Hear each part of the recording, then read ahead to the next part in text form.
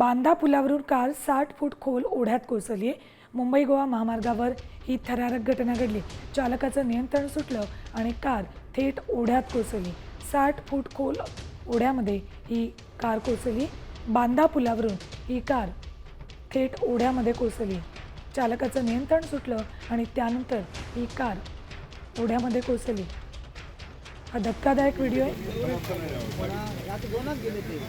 बांदा पुलावर ही दुर्घटना घडली आहे। आता रात्री 2च गेले पाणी होतं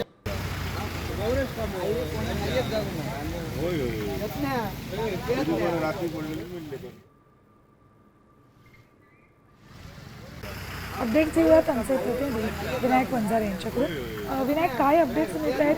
या कार चालकाला वाचवण्यात आलंय का की तो अजूनही गाडीतच आहे? रात्री हा अपघात घडला होता आणि कारमध्ये नियंत्रण सुटल्यामुळे जी कार आहे ती या ओढ्यात कोसळली आणि 4 जे युवक होते त्याच्यामध्ये ते त्यांना तिकडून बाहेर काढण्यात आलं। आता ती जी कार आहे ती बाहेर काढण्याचं काम सुरू आहे, मात्र यातले जे युवक होते यांना मात्र वाचवण्यात आलं। ठीक, धन्यवाद विनायक संपूर्ण माहितीसाठी।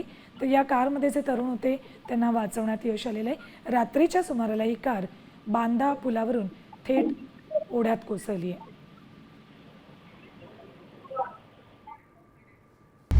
आता isakal.com आहे देशातील नंबर 1 ची मराठी न्यूज वेबसाईट।